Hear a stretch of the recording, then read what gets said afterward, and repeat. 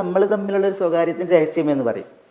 അതേപോലെയല്ല കൽബിലുള്ളത്, ഒരാളെ കൽബിലുള്ളത് അതെന്താണ്, അതിനേക്കാൾ എന്താണ് രഹസ്യമാണ്. അപ്പോൾ മാ യുസിറു എന്ന് പറഞ്ഞാൽ അവർ രഹസ്യമാക്കുന്നതെന്ന് പറഞ്ഞെങ്കിൽ രണ്ട് നിലക്കുണ്ട്.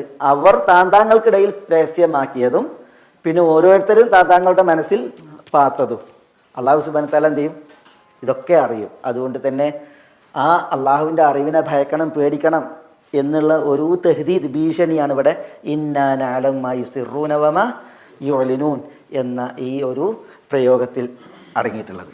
എന്താ ഈ ഇൽമിൻ്റെ ലാസിം ഉണ്ടല്ലോ, ലാസിം എന്താ, അള്ളാഹു അറിയുന്നു എന്നുള്ളതിൻ്റെ ലാസിമാണെന്ത്, ആ അറിവിന് എന്തുണ്ട്, ഒരു വിചാരണ ഉണ്ട്. ആ വിചാരണക്ക് തുടർന്ന് എന്തുണ്ട്, രക്ഷയും ശിക്ഷയുണ്ട്. പക്ഷെ ഇവിടെ ശിക്ഷയാണ് അല്ലേ, അത് എവിടെയാണ്, അതെവിടെയാണ്, അത് പരലോകത്താണ്. അള്ളാഹു സുബ്ഹാനഹു വ തആല പരലോകവുമായി ബന്ധപ്പെട്ടുള്ള വിഷയങ്ങളാണ് ഇനി ഇവിടെ തുടർത്തുന്നത്. അള്ളാഹുവിൻ്റെ പരലോകത്തെ സൃഷ്ടിക്കാൻ, പരലോകത്തേക്ക് ആളുകളെ ഉയർത്തെഴുന്നേൽപ്പിക്കാൻ, അതിന് അള്ളാഹുവിൻ്റെ കഴിവ്, അതിനെ ബോധ്യപ്പെടുത്തുന്ന വിഷയമാണ് ഇവിടെ പറയുന്നത്. അത് ഒരു ചരിത്രത്തിൻ്റെ പശ്ചാത്തലത്തിലാണ് ആ വിഷയം ഇവിടെ അവതരിപ്പിക്കുന്നത്. എന്താ, അവലം യറൽ ഇൻസാനു അന്നാ ഖലഖനാഹു മിൻ നുത്ഫത്തിൻ ഫഇദാ ഹുവ ഖസീമുൻ മുബീൻ.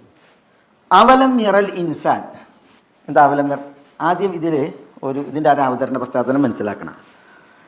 ഹദീസ് ഗ്രന്ഥങ്ങളിലും അതേപോലെ തന്നെ തഫ്സീറുകളിലും ചരിത്രത്തിലും 3 വ്യക്തികൾ നബി സല്ലല്ലാഹു അലൈഹി വസല്ലം തങ്ങളോട് ഈ പരലോകത്തിൻ്റെ വിഷയത്തിൽ പരിഹാസപൂർവ്വം സംസാരിച്ചിട്ടുണ്ട്. 3 ആളുകളുണ്ട്. പക്ഷേ ഈ ആയത്തുമായി ബന്ധപ്പെട്ട് അതൊന്ന് ഉബയ്യ് ഇബ്നു ഖലഫാണ്, ഉബയ്യ് ഇബ്നു ഖലഫ്. മറ്റൊന്ന് അബൂജഹൽ അംർ ഇബ്നു ഹിഷാമാണ്.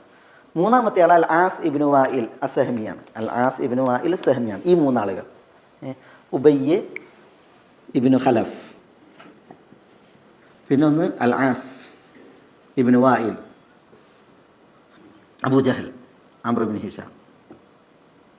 മക്കത്ത് പലപ്പോഴും ആവർത്തിക്കുന്ന ഒരു വിഷയമാണ് നബി സ്വല്ലല്ലാഹു അലൈഹി വസല്ലം തങ്ങളെ പരിഹസിക്കുക, കളവാക്കുക എന്നുള്ളത്. ഇവർ 3 പേരും ചെയ്തിരുന്നതായിട്ട് പറയുന്നത്, ഈ എല്ലുകളുണ്ടല്ലോ, എല്ലുകൾ നുരുമ്പി ജീർണിച്ച് കിടക്കുന്ന എല്ലുകളെ എടുത്തിട്ട് ഇവർ നബി സ്വല്ലല്ലാഹു അലൈഹി വസല്ലം തങ്ങളുടെ നേരെ ഇങ്ങനെ ഊതിപ്പാറ്റും, പൊടി ഇങ്ങനെ പാറ്റും. എന്നിട്ട് നബി സല്ലല്ലാഹു അലൈഹി വസല്ലം തങ്ങളോട് അവർ പറയും, നിൻ്റെ റബ്ബ് ഇതിനെയാണോ പുനർജീവിപ്പിക്കുന്നത്, നിൻ്റെ റബ്ബിന് അതിന് കഴിയുമെന്നാണോ നീ പറയുന്നത്? മൻ യുഹ്യിൽ ഇളാമ വഹിയ റമീം, ജീർണിച്ച ഈ എല്ലുകളെ ആരാണ് ജീവിപ്പിക്കുക എന്ന് ചോദിക്കേണ്ടത്. അത് ഈ 3 ആളുകളും ചെയ്തിരുന്നു എന്നാണ്. ഉബയ്യ് ഇബ്നു ഖലഫ് ചെയ്തിട്ടുണ്ട്, അൽ ആസ് ഇബ്നു വാഇൽ ചെയ്തിട്ടുണ്ട്, പിന്നെ അബൂജഹൽ അംർ ഇബ്നു ഹിഷാമും ചെയ്തിട്ടുണ്ട്. അവരുടെ വിഷയത്തിലാണ് ഈ ആയത്ത്, ഇവിടെ നിന്നുള്ള ആയത്തുകളുടെ അടക്കം. അവലം യറൽ ഇൻസാനു അന്നാ ഖലഖനാഹു മിൻ നുത്ഫത്തിൻ ഫഇദാ ഹുവ ഖസീമുൻ മുബീൻ വദറബ ലനാ മസലൻ വനസിയ ഖൽഖഹു ഖാല മൻ യുഹ്യിൽ ഇളാമ വഹിയ റമീം ഖുൽ യുഹ്യീഹാ അല്ലദീ അൻശഅഹാ അവ്വല മറത്തിൻ വഹുവ ബികുല്ലി ഖൽഖിൻ അലീം തുടങ്ങിയിട്ടുള്ള ആയത്തുകളുടെ അടക്കം ഈ വിഷയത്തിലാണ്. ഞാൻ ഇതിൻ്റെ പൂർണ്ണത പറയാം. അപ്പോൾ ഇവിടെ അവലം യറൽ ഇൻസാൻ, അവലം യറ, കണ്ടില്ലേ എന്നുള്ളതിൻ്റെ ചോദ്യമാണ്. കണ്ടില്ലേ, ഇവിടെ കണ്ടില്ലേ, അറിഞ്ഞില്ലേ, മനസ്സിലാക്കിയില്ലേ എന്നുള്ളൊക്കെ അർത്ഥം തരുന്ന രീതിയിലാണ്. അവലം യറൽ ഇൻസാൻ, അൽ ഇൻസാൻ എന്നാണ് എന്താ, അൽ ഇൻസാൻ എന്നാ മനുഷ്യൻ. ഏത് മനുഷ്യൻ?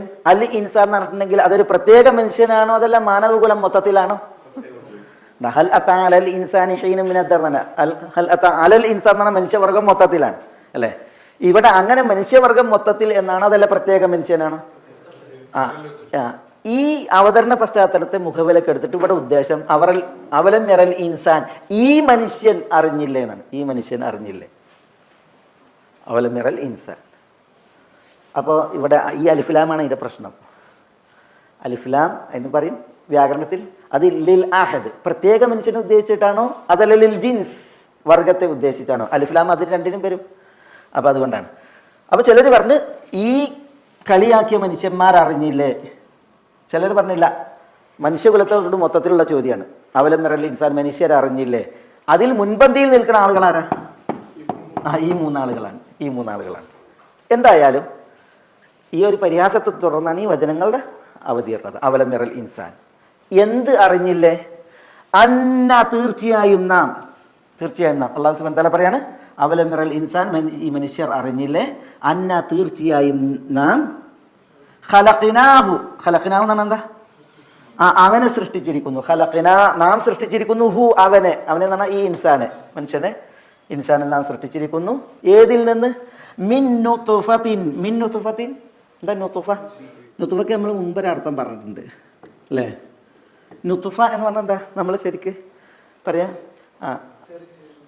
ബീജം, ബീജഗണം അല്ലേ എന്ന് പറയും. ശരിക്കും നുത്ഫ എന്ന് പറഞ്ഞിട്ടുണ്ടെങ്കിൽ കുറച്ച് എന്താ പറയുക, കുറച്ച് വെള്ളം, അതിനാണ് ശരിക്ക് നുത്ഫ എന്ന് പറയും. കുറഞ്ഞത് എന്നൊരാശയം ബോധിപ്പിക്കാനാണ് ഈ പ്രയോഗം, കുറഞ്ഞത്.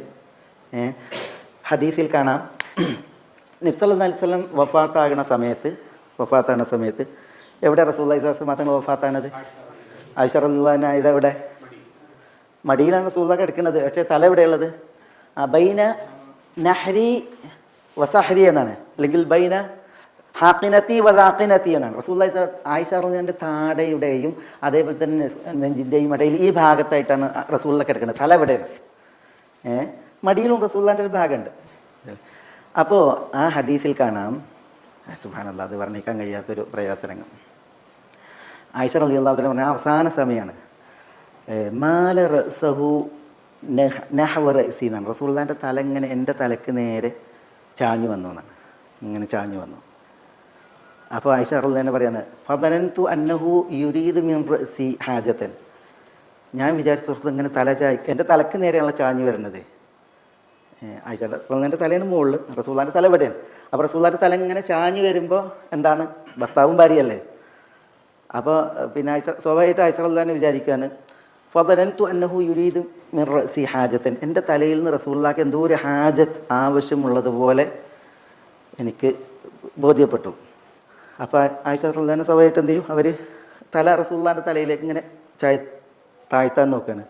അപ്പോൾ ആയിഷ റളിയല്ലാഹു അൻഹ പറയുകയാണ്, ഫഖറജ മിൻഹു നുത്ഫതൻ ബാരിദതൻ ഫവഖഅത് അലാ സുഗ്റത്തി നഹ്രി ഫഖ്ശഅറ ലഹാ ജിൽദി. ഞാനിങ്ങനെ തല ഇങ്ങനെ റസൂലുള്ളാഹിയിലേക്ക് താഴ്ത്തിയപ്പോഴത്തേക്ക് റസൂലുള്ളാഹിൻ്റെ വായിൽ നിന്ന് ഒരു നുത്ഫത്തുൻ ബാരിദത്തുൻ, ഒരു തണുത്ത തുള്ളി, ഉമിനീരിൻ്റെ തുള്ളി, അത് തെറിച്ചു റസൂലുള്ളാഹിൻ്റെ വായിൽ നിന്ന്. ആയിഷ റളിയല്ലാഹു അൻഹ പറയാണ്, ഫവഖഅത് അലാ സുഗ്റത്തി നഹ്രി, അത് എൻ്റെ നെഞ്ഞിന്മേൽ വീണു, ഇവിടെ വീണു.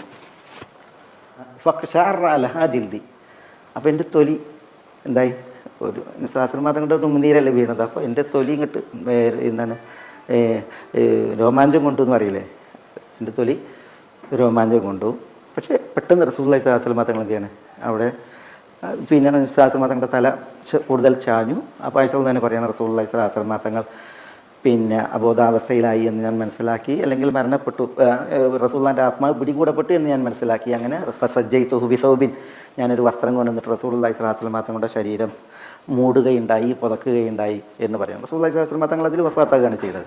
അപ്പോൾ അവിടെ അവസാന സമയം നബി സ്വല്ലല്ലാഹു അലൈഹി വസല്ലമയുടെ തല ആയിഷയുടെ തലയിലേക്ക് ഇങ്ങനെ ചാഞ്ഞു വന്നത് സ്വാഭാവികമായിട്ടും ആയിഷ റളിയല്ലാഹു അൻഹ വിചാരിച്ചിട്ടുണ്ടാകാം റസൂലുള്ളാഹി എന്തെങ്കിലും ഒരു പിന്നെ ആലിംഗനമോ മുത്തമോ ഒക്കെ ഉദ്ദേശിച്ചായിരിക്കാം, അതായിരിക്കാം ആയിഷയുടെ വിചാരം. അതുകൊണ്ട് അവർ തല തയ്ച്ചു. പക്ഷേ ഈ ഒരു ഉണ്ടല്ലോ, ഈ ഒരു ഉമിനീർ അള്ളാഹുവിൽ നിന്നുള്ള ഒരു സമ്മാനമായിരിക്കാം, അത് നൽകാനായിരിക്കാം റസൂലുള്ളാഹി സ്വല്ലല്ലാഹു അലൈഹി വസല്ലം തങ്ങളുടെ തല അവസാനമായിട്ട് അവരിലേക്ക് ചാഞ്ഞു വന്നത്. ഏതായാലും അവിടെ പ്രയോഗം നുത്ഫത്തുൻ ബാരിദത്തുൻ എന്നാണ്. അവിടെ നുത്ഫ എന്ന് പറഞ്ഞാൽ എന്താ, അതാണ് ഞാൻ പറഞ്ഞത്. നുത്ഫ എന്ന് പറഞ്ഞിട്ടുണ്ടെങ്കിൽ അതിനൊരിക്കലും ബീജെന്നോ രേതസ്കണമെന്നോ അർത്ഥമല്ല, പിന്നെയോ ഏറ്റവും ചെറിയത് ഒരു തുള്ളി എന്നുള്ളതാണ് അതിൻ്റെ ഉദ്ദേശം. ഞാൻ ഉദാഹരിച്ചത് എന്തിനാന്ന് വെച്ചിട്ടുണ്ടെങ്കിൽ, മനുഷ്യൻ സൃഷ്ടിക്കപ്പെട്ടത് ഏതിൽ നിന്നാണ് പറഞ്ഞത്? നുത്ഫയിൽ നിന്നാണ്. ആ നുത്ഫ എന്താ? നുത്ഫ എന്ന് പറഞ്ഞെങ്കിൽ നമ്മളതിന് രേതസ്കണം പറയും.